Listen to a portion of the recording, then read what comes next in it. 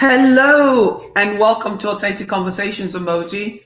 Today I have a very special guest on, Asandia Hogan, a young woman I'll bring into the studio in a few minutes. There was a story going on a few days ago about a gentleman that threatened to have one of his Facebook friends, Asandia's son, kidnapped, and he said he would put a bounty on them, on both the mom and the son, and he would pay very little money to have them killed. Apparently, he thought she was in Nigeria. I'm going to bring Asandia in a moment. Again, this is Authentic Conversations with Moji. Please share the video and let's have conversation as always.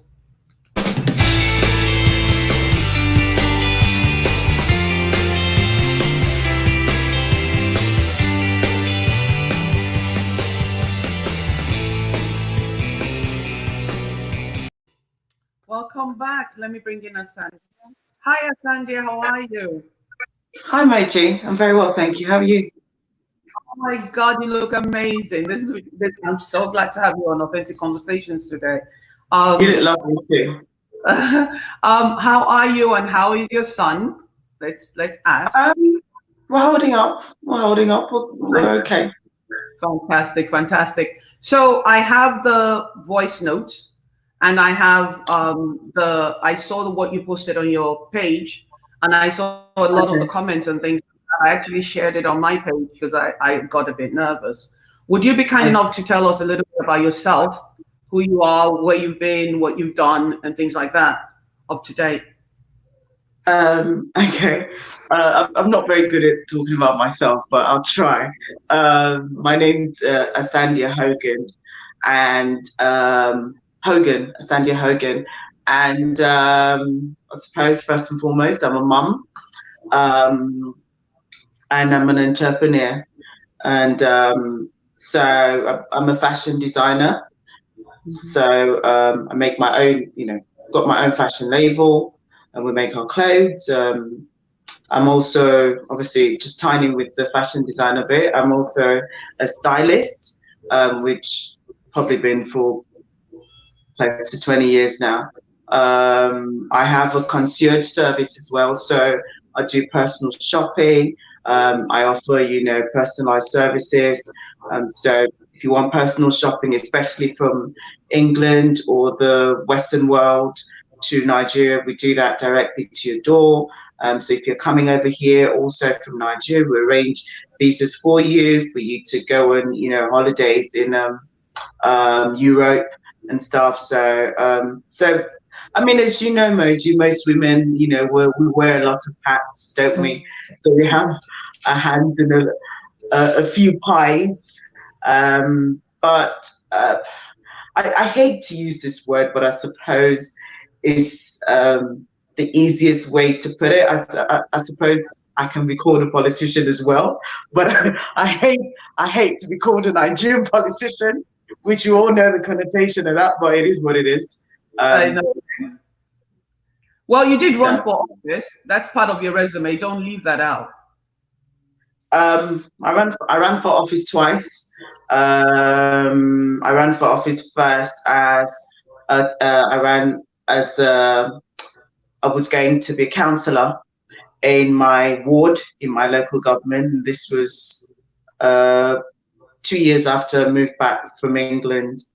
And on the morning of my election, I was disqualified for being too young because the Nigerian constitution is silent on the age for people being councillors in the country. So because every state in Nigeria has different local government laws and it's made up by the state, and by right they have a right to do that. Right. So what happens is a lot of states, there's states that can say 18 for you to be a councillor. There's another state, my state for example, said 30. As of 2010 I wasn't 30 or anywhere near 30 at the time. So but I had been told that yes, that was the age, but I was told after I bought my form, and I was told that they didn't want to. I went through all the screening boards, because you do go through screening boards, and I was told that they didn't want to disqualify me because I was the best candidate they had in years, and they never thought that anybody like me would want to contest to be councillor. I asked why. I was told because councillor was what a lot of the big men and women used to settle their people, Oh, and wow. so it wasn't seen as an esteemed position. I mean, those of us that might leave or might have experience with the Western world know that to be a councillor, you're the closest voice to the people, Yes. so it's an important position, and that's the mentality I had when I went in there. Can you still see me? Yes, you're on. Don't worry about it. Oh, okay. Sorry, messages were coming in on my phone. It's okay. So it was basically them saying, saying that they would leave it up to the governor to either disqualify me or, give me some sort of, in quote, pardon or let me through or whatever. But in the morning of the election, on my way to the polling booth, I was called and told that I'd been disqualified from the election.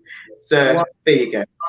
Wow. And then the second one was when I ran for local government chairman, which basically was the mayor of Calabar, because Right. Calabar is a city. But I started that campaign in 2015, and this Right. is 2020, and that election still has not taken place. Wow. You're kidding. Nobody campaigns. Nobody, even for presidency, you don't campaign for 5 years. So there Oh, was no way. So yeah, so it's not that I have abandoned politics. It's just a case of I'm just biding my time and doing other things in the meantime. fantastic. And thank you actually for I always say people that go into politics in Nigeria, they're volunteering to literally serve the people. Especially those of you guys that lived abroad and then end up in Nigeria believing that you can change, you can help to change the narrative of the country. So I say Yeah. thank you. Let's move on to what happened a few days ago with Clayton, or how do you say his last name? I find it very difficult. Udo. Clayton Udo. Clayton Udo. Udo, for those of you guys that do not know, is a vlogger. He does. I'm a social commentator. He's a vlogger. He gives his opinions about things, and he talks a lot about women and why black women are so horrible and things like that. I mean, he has the right to speak his opinion. Thank God.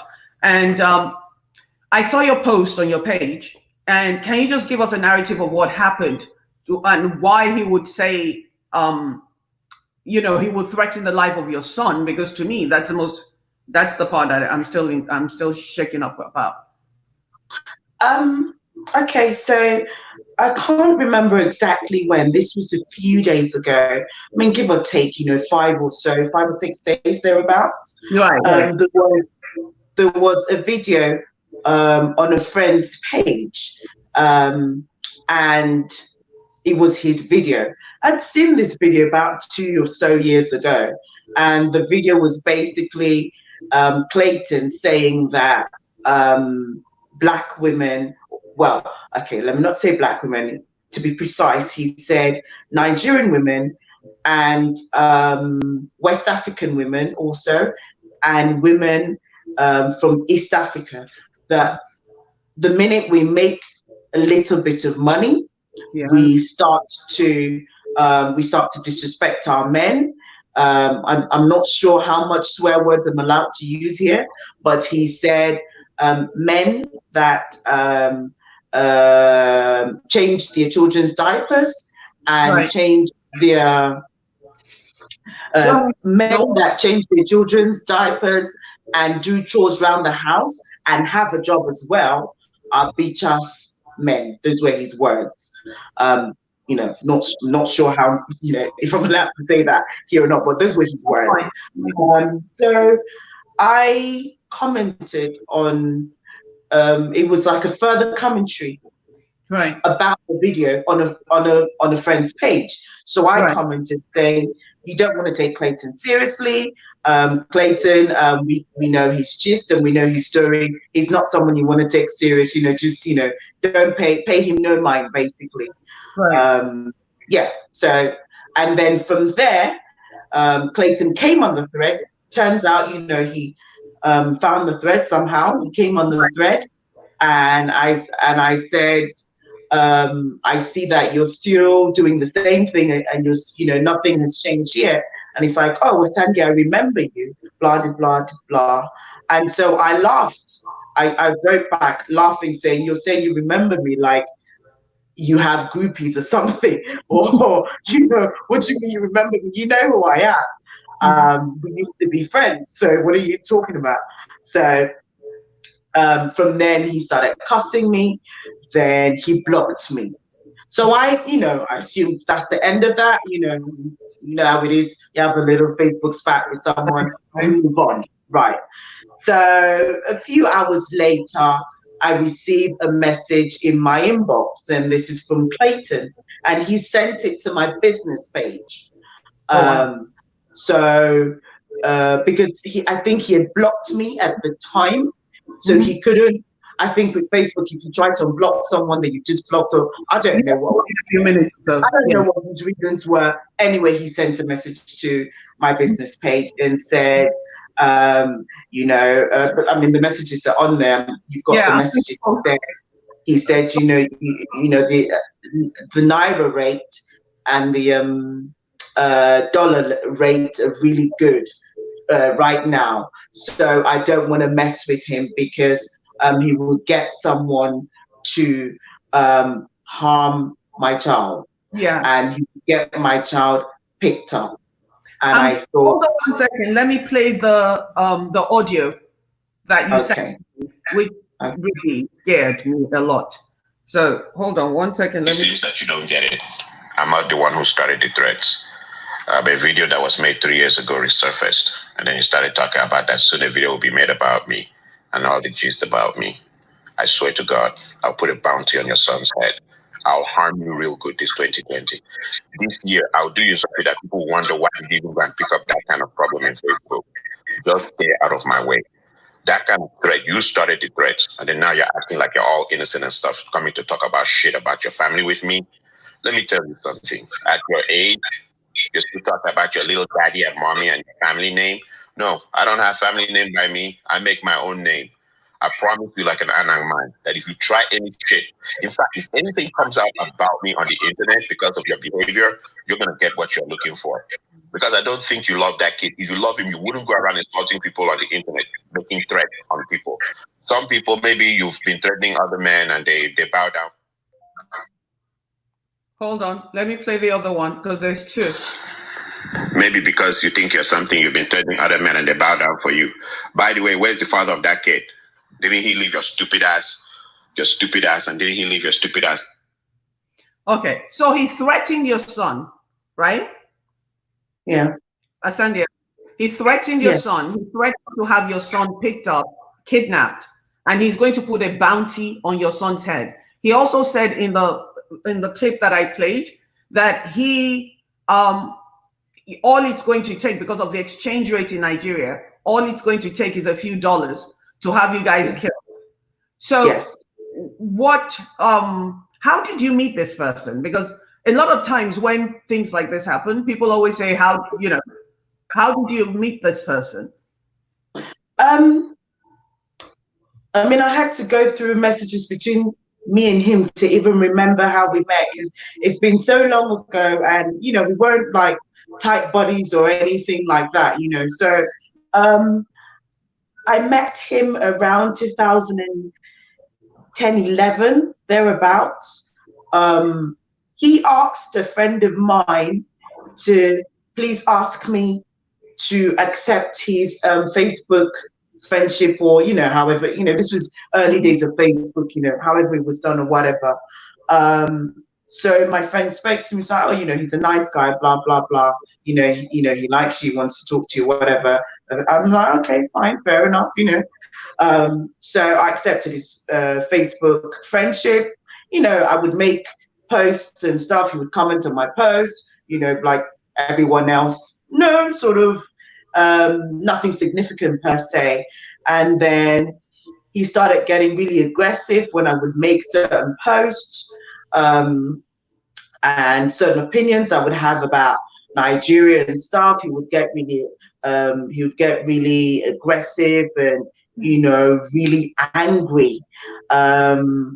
So I remember a couple of posts I made, and he came in my inbox and he was cursing me on the post. He was also cussing everybody that said anything contrary to what he said on the post. These were obviously my Facebook friends that he didn't even, he doesn't know. So he continued cussing me in my inbox and stuff. So I think, but the thing is, I realized, at that point that there was something not quite right with him, because within hours of cussing me out and cussing everybody out, he was sending me apologies, asking my friend to apologize to me and beg me that he's sorry. He's really sorry about what he said. He's not against me. He knows that, everyone has a right to the opinion. And, I thought, you know what? Okay, maybe he was just having a bad day sort of thing. Fine. So, we used to chit chat and stuff, and it was, we're getting friendly and stuff. Right.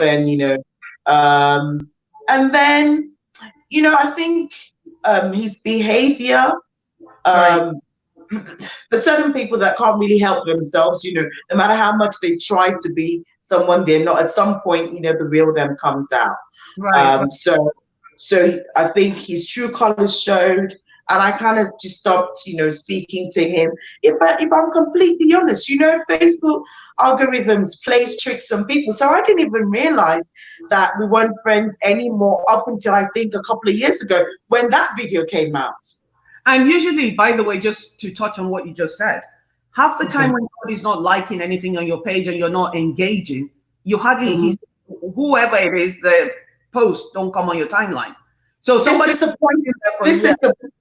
Precisely. This is the point I'm making. So, like I said, he wasn't like a childhood friend or someone I would necessarily remember or miss the fact that, not being boastful or anything. I've probably got I don't have 4,000 friends or anything, but I have close to that, so, and I have, lots of friend requests pending as well. And Facebook sort of classes them, your friend request pending and your friends are the same. So at one point I had so many people that people couldn't even send me friend requests anymore because there were too many. So the thing is, he was not a childhood friend that I would say, oh, where's this person? I haven't seen this person. Let me go check, on them or check on how they are. So if I'm honest with you, I didn't even know that he had unfriended me or blocked or whatever he did up until a couple of years ago when the video came out. And I checked, I was like, oh, okay, Clayton's not my friend. And I kind of just, I suppose I giggled to myself and, moved on. That was the end of it. But it was, like I said, it was a few days ago that this video resurfaced. Right. And I said, oh, you don't want to take Clayton seriously, please. Clayton just likes to talk and, he's just angry at everything and angry at women. So that got him riled up. And I said to him, and I said on what I said there, oh, don't worry about him. I know people that have his gist and we have his gist. And then he started cussing.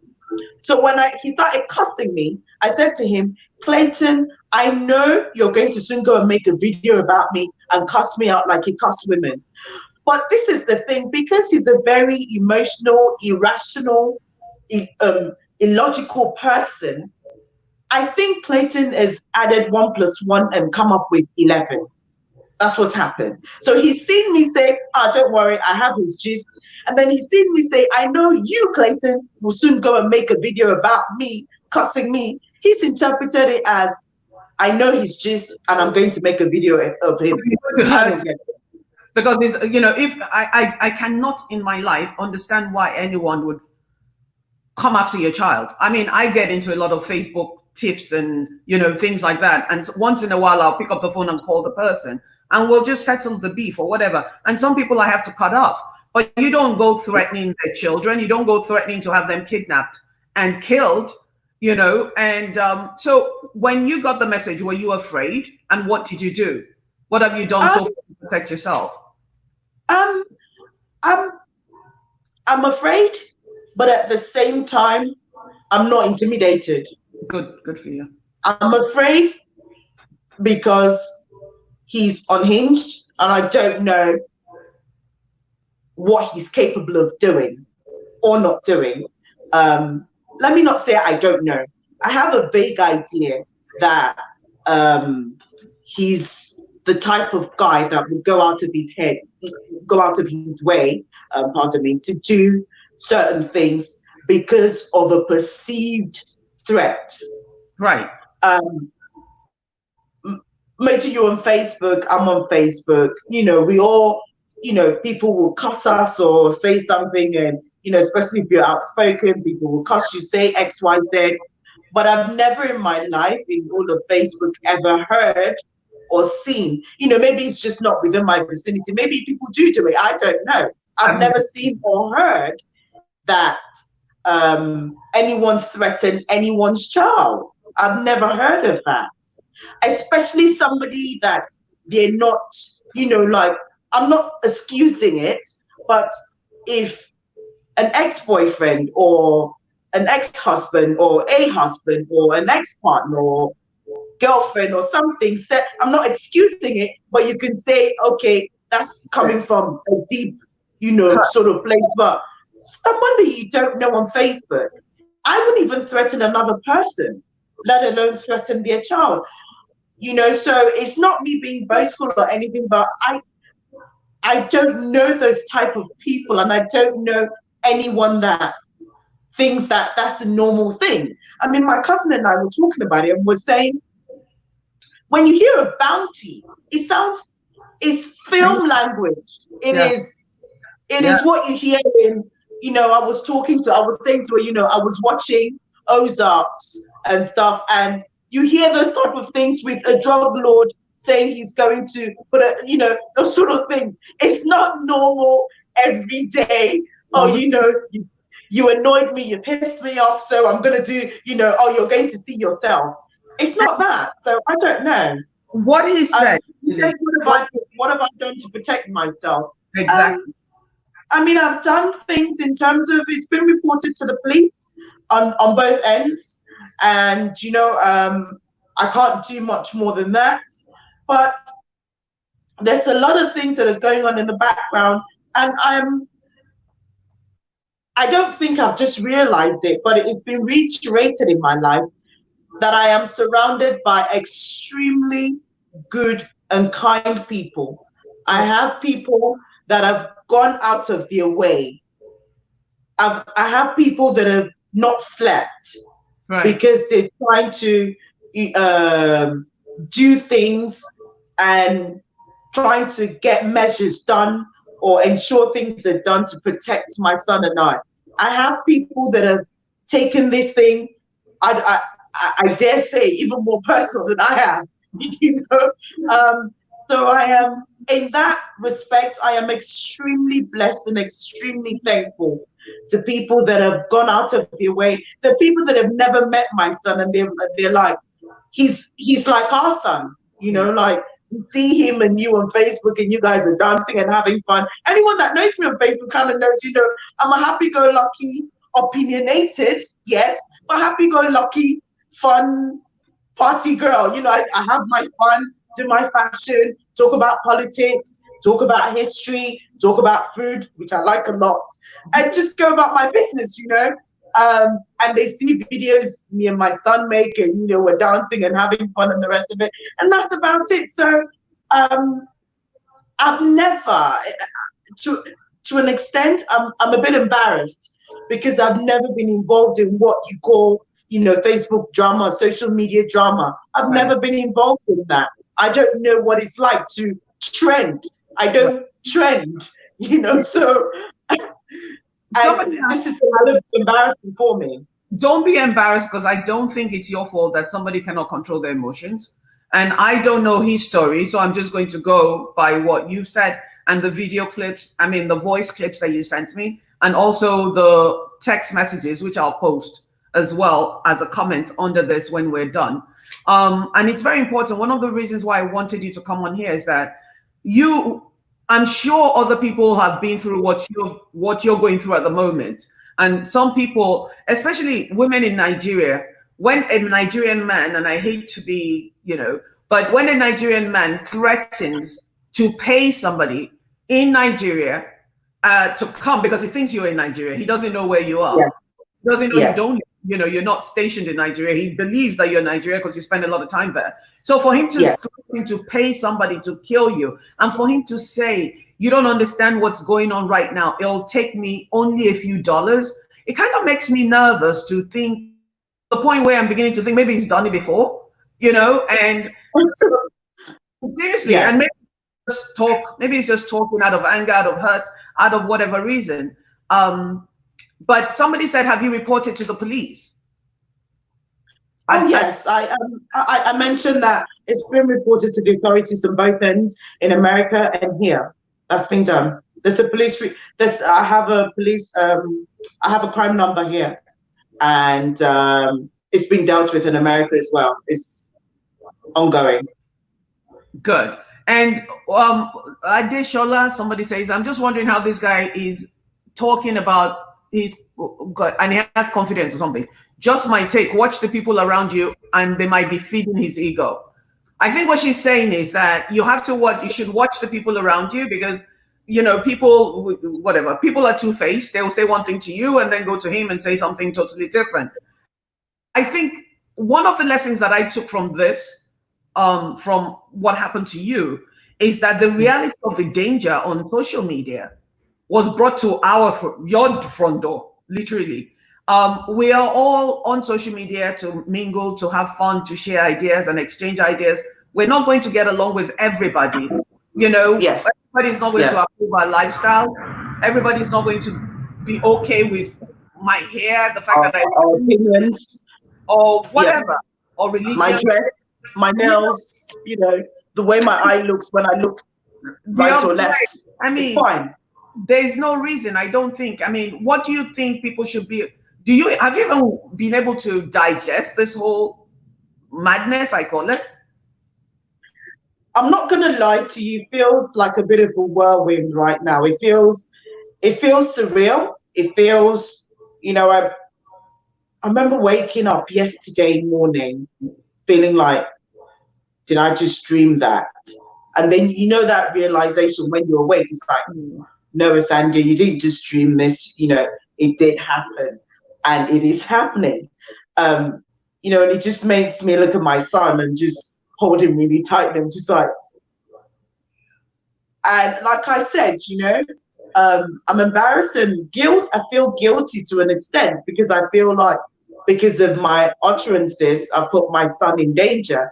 But at the same time, I also have to tell myself, Asanda, you could have just said hi, and he would be angry because of, whatever his own issues are, because I have to tell myself and, reiterate it to myself all the time, this is not something that you have done or caused, because you could have said hi and it would have caused this, so, I mean, I think in terms of social media, I'm not even going to lie to you. I've met my bunch of Facebook, Instagram, Twitter friends.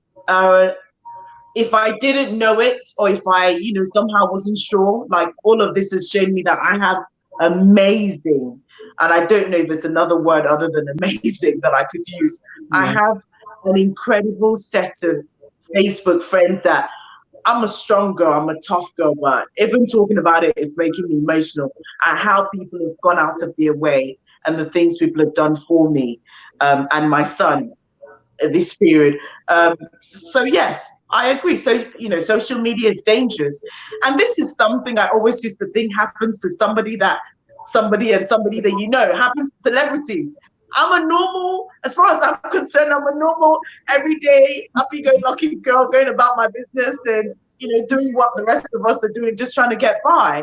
So to have someone do this to me is like, hold on, like I'm not a celebrity, I'm not Kim Kardashian, like what you know, what is this? But we all have to be careful because there are people that play certain movies in their heads. Somebody just inboxed me because I think she did not want to put it on the page that she said, let me read it. She said, Antimoji Clinton Udo made a video a few days ago saying that he wanted to date you.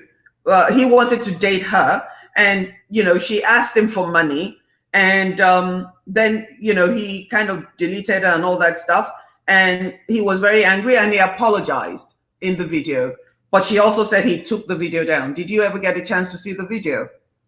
I was sent the video, and you know, that's not an apology. So an apology is not a lie. An apology is not you making up lies against me, saying that I asked you for £10,000. Sorry. I'm on this side. I'm the British side, not pounds, dollars. Sorry, right. I asked him for $10,000, and I'm like, no, I didn't. And I mean, another thing I said was a few, and a lot of my Facebook friends saw it, and not one person, not one human being has asked me, oh, so Asandia, did you ask him for $10,000? None of my friends. I think before I even woke up, my friends sent me screenshots of the things they were saying to him underneath the video, saying, please, can you stop lying? So they hadn't even spoken to me. They'd seen the video and just said, can you stop lying? Asandia didn't ask you for any money. And I'm like, no, I didn't ask you for money. Clinton, yeah, he was. So you're not accepting his apology. You're not accepting his apology because, I mean... No, he didn't apologize, so there is nothing to accept. So where do you go from here is my next question, as in, you know, because if you were in America, if that happened to me, what I will do, first thing first, is I'll call the local police, which you already did. I'll call the American police and I'll get the FBI involved because now it's international, you know, sabotage, so to speak. It's considered terrorism if you're going to pay. The American police told me it is terrorism. Yeah, it is terrorism. If you're going so to, it's not terrorism against the state; it's terrorism against an individual. Yeah, yeah, it is. That's the way they say it here. So that video that he made, apologizing in quotes, is also defamation of character. Yeah. But one thing I have to tell everybody that's listening is that anytime you put anything on social media and you take it down, you have footprints there. Yeah. Facebook, even though you delete it from your page, Facebook still has it in their archives. And if when the police, I have the video. I have it. It was a few people downloaded it when he sent it, so I have it already. You know. So that's part of what will be used against him, hopefully, if this thing ever goes any further. And that's him. That's him admitting to doing it anyway. Yeah. So there's no comeback of, oh, you know, I didn't do it. I don't know why he took the video down, but I'm assuming he took it down because of the lies and because he realized that he incriminated himself. Because at the end of the day, I mean, this is, I don't want to go into character assassination or anything, but you surely can't be the sharpest tool in the box if you're sending threatening messages from your inbox and you live in America. If you lived in some back village in Nigeria, you can get away with a lot of things because, you know, Nigerian police, you know, let's not go there, but we know certain things can be overlooked and you can get away with certain things. But when you do this, living in America, I mean, I have people that have pictures of his house already. You know, we're in the Western world. You can't hide in this time. You can't hide. There are people that have, you know, pictures of his house, pictures of his car. There are people that, if I wanted to, can tell me what kind of coffee he drank this morning or what you had for lunch. See, a lot of times, one of the things that bothers me a lot about Facebook is that a lot of times people don't know who they're dealing with. They don't know who they're talking to. If you ran for politics in Nigeria at some point, way back then, you're talking about way back when, with patriarchy and misogyny and all that stuff, and you're so willing to run to represent your ward, I mean, my God, you must have power, you must have a name, you must have family that backs you up. And you yourself, you must have some resilience too. Exactly, that's what I was just getting to say, that you yourself are very well educated and you seem to have a lot of grit, very, very confident. So for him to come after you like that, I think it was just God's time or the universe sending him to go and trip. Because Clayton Odo has a lot of followers. You would think he's comfortable in his own skin. And even if you're going to attack another human being, by all means. Look, I get into conversations with people about all kinds of things and it gets heated. One thing I don't do. You don't cross the line, and I'm not going to abuse your partner. I'm not going to abuse your child, let alone threaten your child. The child has absolutely nothing to do with this. Children, or your family. Or your family. Children should be left out. Family members should be left out. There has to be a way that we as Nigerians, because I don't usually have that problem with all my international friends. I usually run into that snag with a lot of Nigerians where they come with knives and everything to cut you behind the keyboard. And then when you confront them, all of a sudden, oh, I'm sorry, because it just doesn't make sense. How do we protect ourselves? How do people that are listening to you protect themselves going forward? Do you even know? That's the thing. Maji, how would I think that saying to somebody that oh, please disregard his video, we have his shoots, let him keep ranting. How would you know that would translate to someone's telling you that a bounty would be put on your son's head? How, there's none of us that can judge that sort of situation. But you say, how do we protect ourselves? How do we protect ourselves if everybody might not agree with it, but by not cowering to cowards, really. You don't cower, you don't sit in a corner, you don't fold your arms, you go after them with all ammunition. And if they think that they can make threats against you, or they could come after you. I mean, my friends even said it. Sanjay, if this guy came after you or he threatened you, we're not justifying him threatening you, but we know that you're a big girl and you can handle yourself. Like you said, you ran for politics. People have threatened me before, but nobody has ever threatened, my son. People, last year in the summer, I did a whole series of exposing pedophiles in Calabar. And the pedophiles I was talking about were not taxi drivers. They were the cream of the crop. They were the elites. There were, uncles and aunties and XYZ and cousins and family friends even. I lost friends. I lost family friends. There are people that don't talk to me again because I exposed certain things their family members did or they did.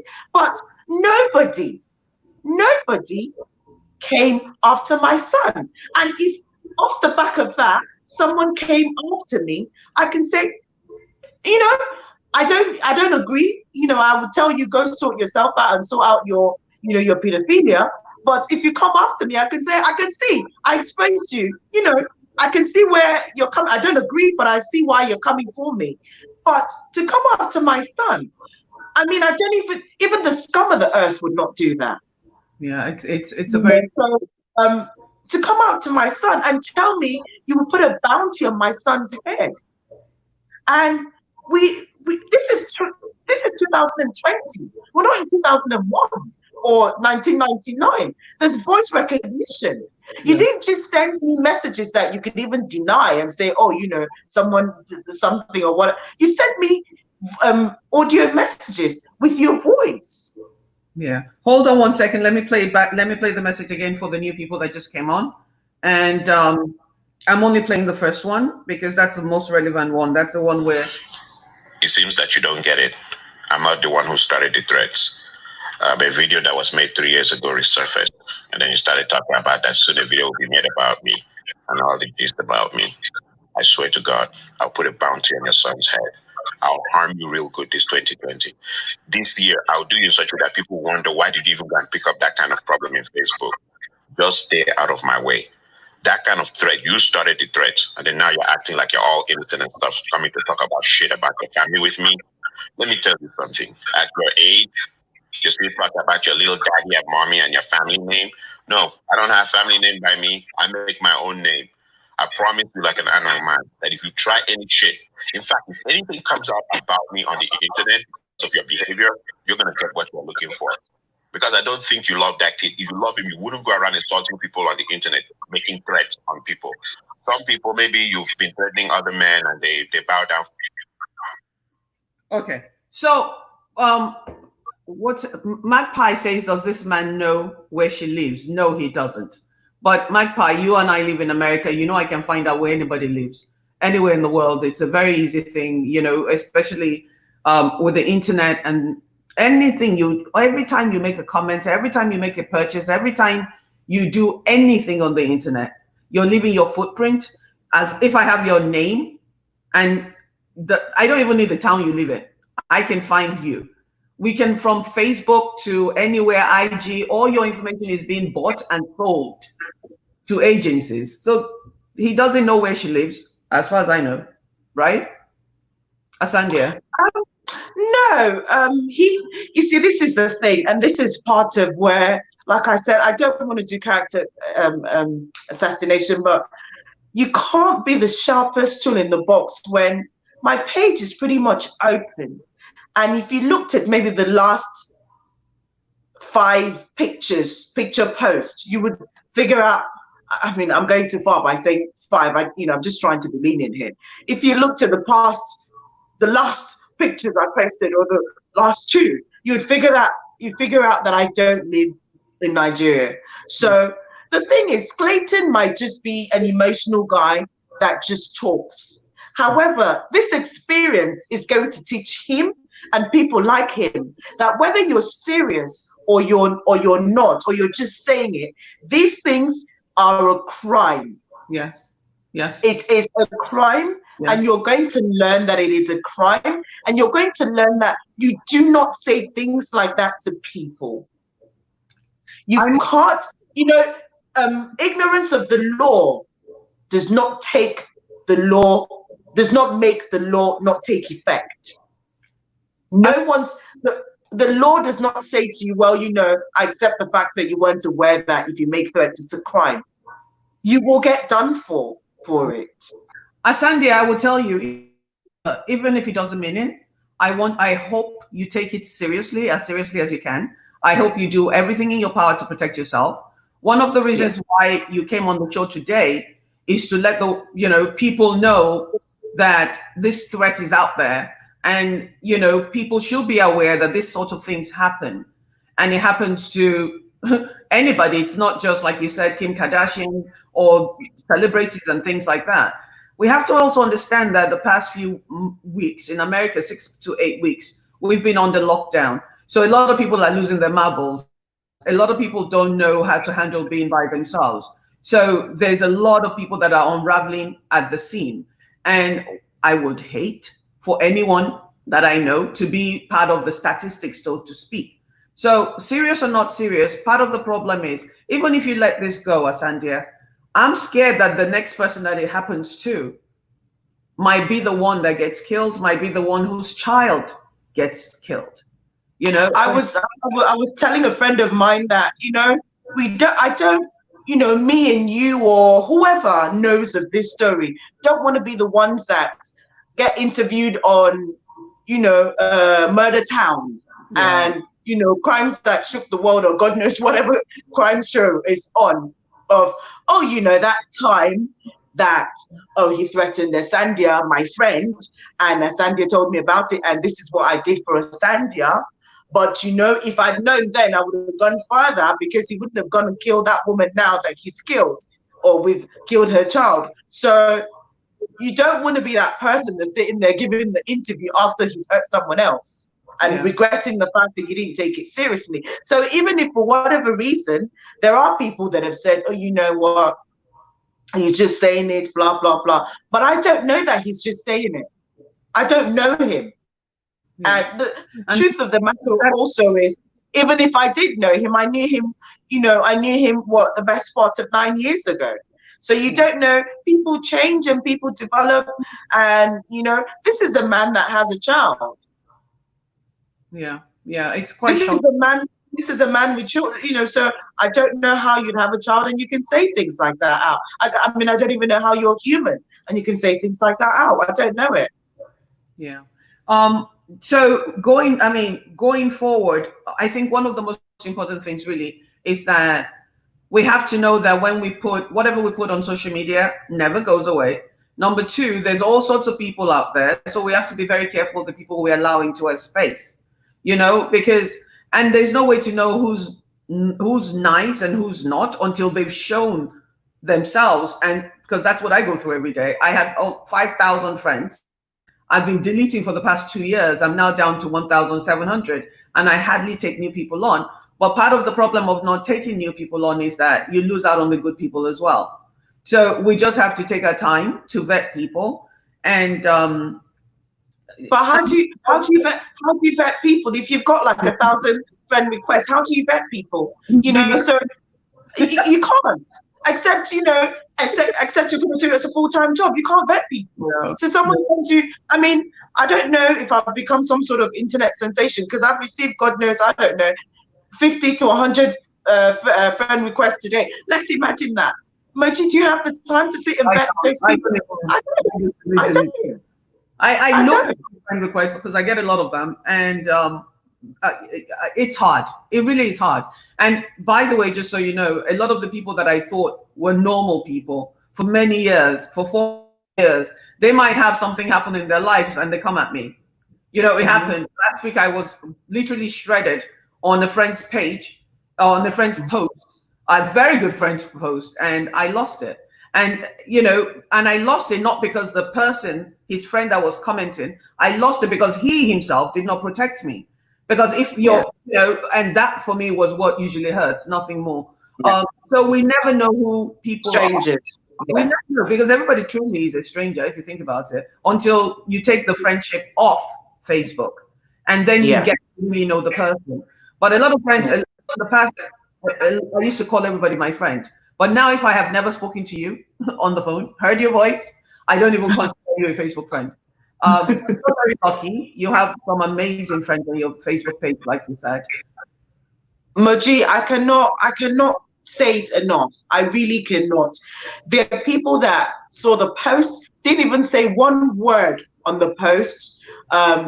People that have gone ahead, done X, Y amount of things, and just said, listen, this is what I've done. This is that. And I'm like, I didn't even see your comment on the post. And they're like, it's fine. And, you know, the people, you know, Clayton has been offline for the past 2 days now. That's very unusual of him.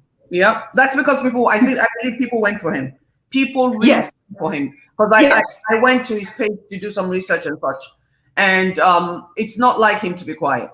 It's really not. And I think he's changed his page to private.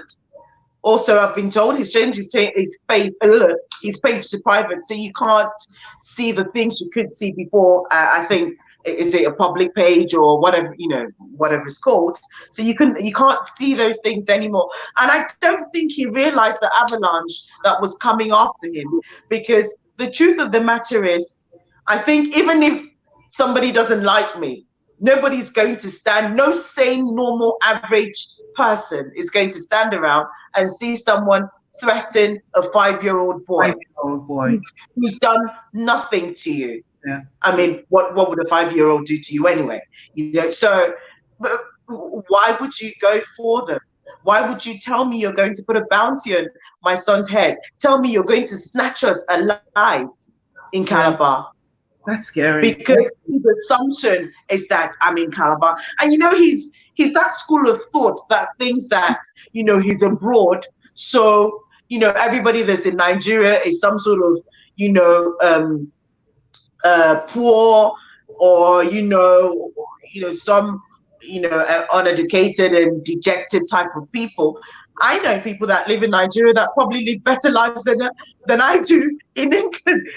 I know people that are having fun and live amazing lives in Nigeria. So I don't know where he thinks all of this is coming from. And he mentioned on the video as well that, oh, I'm boastful and this and that. There's nobody that knows me that knows anything about me like that. All they know is what they see on Facebook, oh, Sandia happy-go-lucky, she's always partying, or she's always, putting up a video of her dancing and this and that, that's about it. So there's no one that can tell you, oh, they know X, Y, Z about me, except people that know me personally, or people that know my family personally. So when he's saying, oh, I was boasting to him, if you ask me what I do, I'll tell you what I do. Exactly. It's not my fault.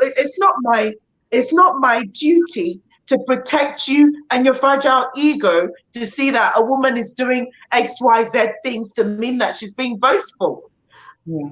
If you've asked me to, Maju, what do you do? Yes, I do. And I've told you. Yeah. But if somebody asks me a question and I answer, it's just like asking someone that owns a Ferrari, what car do you drive? He will honestly tell you, I drive a Ferrari.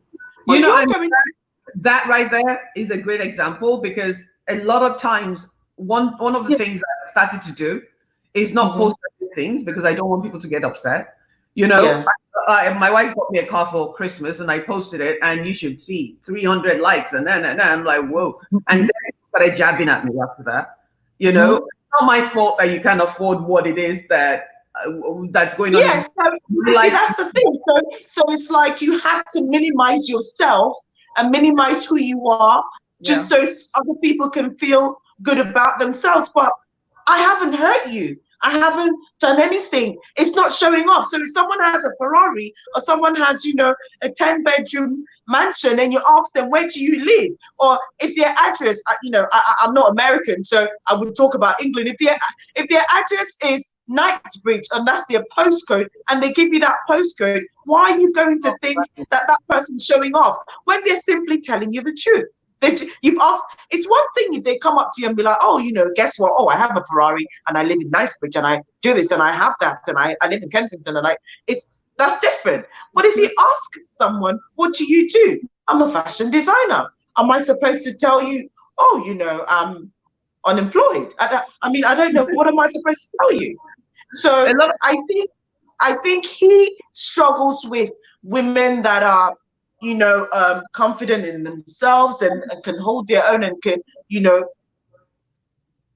I think there's a school, don't get me wrong, I know I have a lot of amazing friends that are Nigerian men. Most of the people that have even done anything right now are guys, and I'm talking of family friends, I'm talking of childhood friends, people I've known for 20 years, 30 years, or whatever. So I'm not in that school of thought that things are Nigerian men are like this. No, I'm not. But there are some of our Nigerian men that feel like, having certain things, being a certain type of person means that you're, another word that I do hate using, you're not submissive. You're not this, you're not that. And, if everybody's doing what they should be doing in the relationship, the word submissive would never come up, because everyone would just own their own part and do what they're supposed to do. So I don't understand it. But, Clayton comes from that school of thought in that, yes, feeling like you have to apologize for your hard work, or even if it's not hard work, even if it was just passed on to you, even if it was just, the thing is, I'm not here to judge anyone, even if, however you came by, as long as you're not hurting anyone and you didn't steal it, what is anybody's business, in who you are? So it's as if saying, asking me, I'm a fashion designer, he's gone on to say, oh, she was boasting that she's a fashion. First of all, anyone that knows me, part of that video says, oh, I have a boutique. Anyone that knows me knows I've never had a boutique. Never. I don't sell clothes. Boutique is where you buy clothes from, wherever it is, H&M, Zara, Gucci, whoever you're buying from, and you sell it. I've never owned a boutique in my life. Everybody that's known me knows that, yes, I am in fashion, but I've never owned a boutique. And I own, I have a fashion label. On my fashion label, I've stocked my clothes in different, boutiques that have, different designers in it. Like, but I've never owned a boutique in my life. I've owned a restaurant. You don't do retail, you do wholesale. You sell to shops, things like that. Yeah. Or I put it, like they have spaces for certain designers. You buy that space, which is what I used to do. You buy that space and you put your things in there, and they sell. You obviously give the shop owners a percentage, and you make your money, and off you go. Or I sell my clothes online on Instagram. So he's saying that I never had a website. We're talking about in 2011 or 2010. I just started my business. My business was a year old.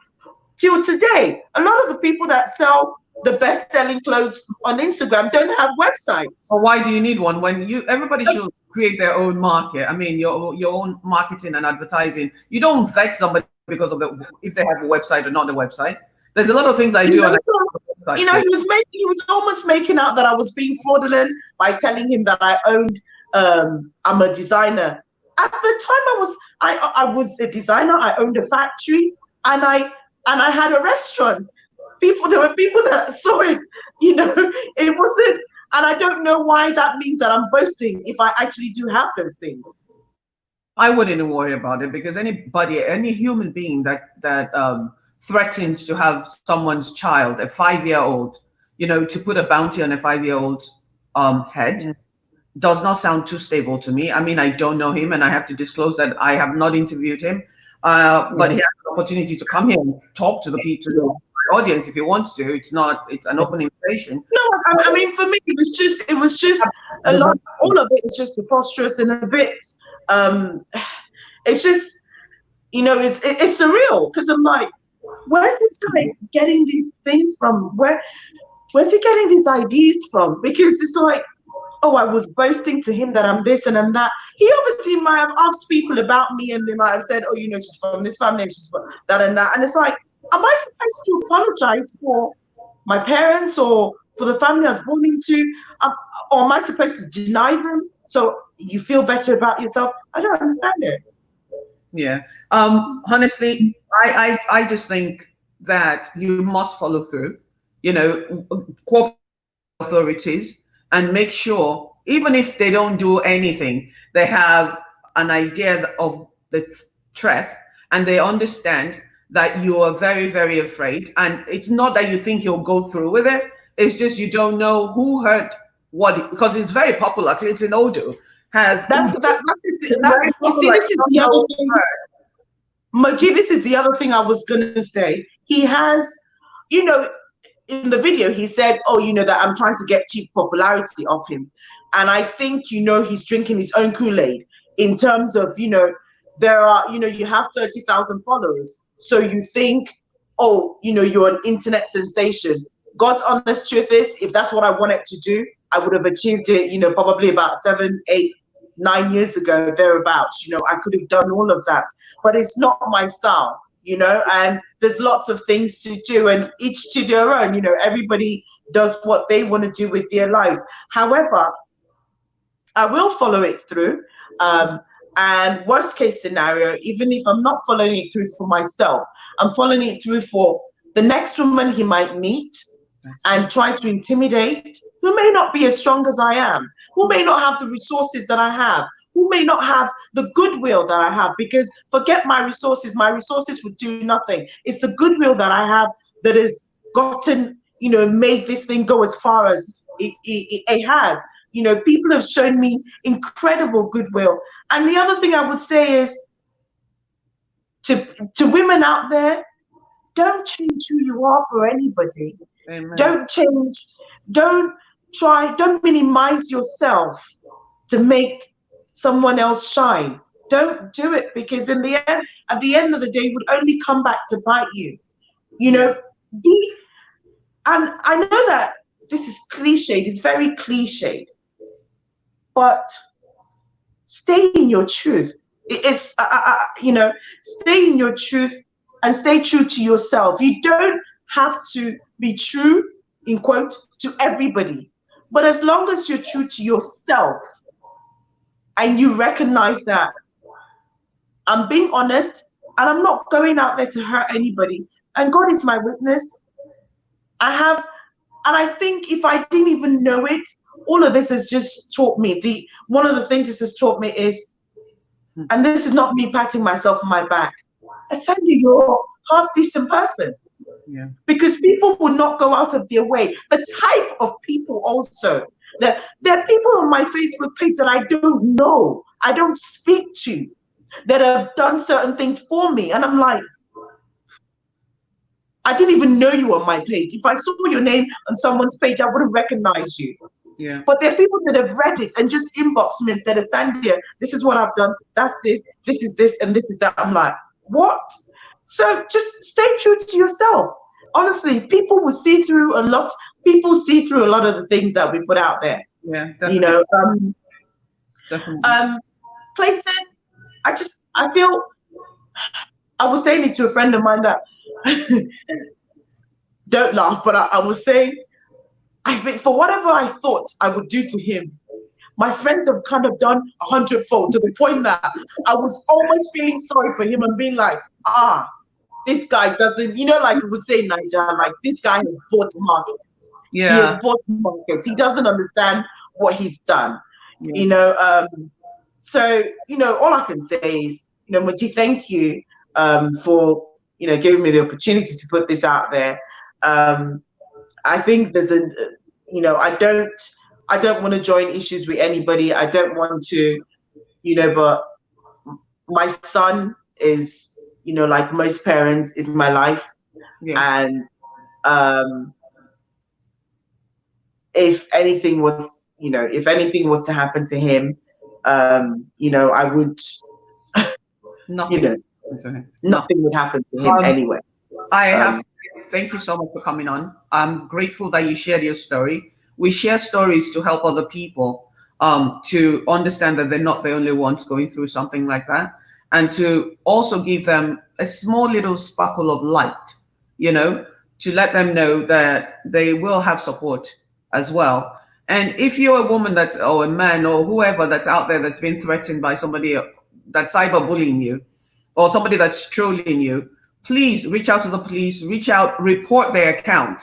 If I were, look, everybody I know should go and look for his page. Make your own judgments. The videos are out there. I have not spoken to Clayton Udo again, I must say. And I don't know his side of the story, but I have the voice note where he threatened to put a bounty on a 5-year-old child's head. To me, no normal person does that. I am proud of you for standing up for your right. I'm proud of you for not laying down and hiding, because a lot of people will do that because they don't want to be embarrassed. They will be too ashamed. Oh my God, I can't, you know, I often meet women that say, when I tell them, tell your story, they'll tell me, oh, you know, it's too embarrassing. I can't do this. This is social media. But people are getting killed. They're getting maimed. They're getting, I mean, there's been numbers of stories that come into my inbox where men in Nigeria have tried to talk to a woman, and then they'll find out where she lives, and they'll, you know, send people there from America, pay them to rape and all kinds of stuff. So shuku to you for having. Yeah.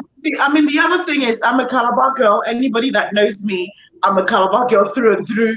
As ethic as they come, you know. So, I mean, people see me eulogizing Calabar on my page. It's my first love. I would always go back to Calabar, and I'm just like, I'm not going to have anybody not make me feel like I can't go home.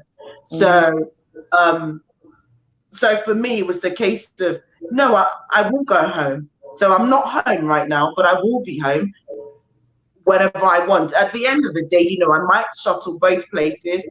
And yeah, England is home as well. You know, it is, always has been.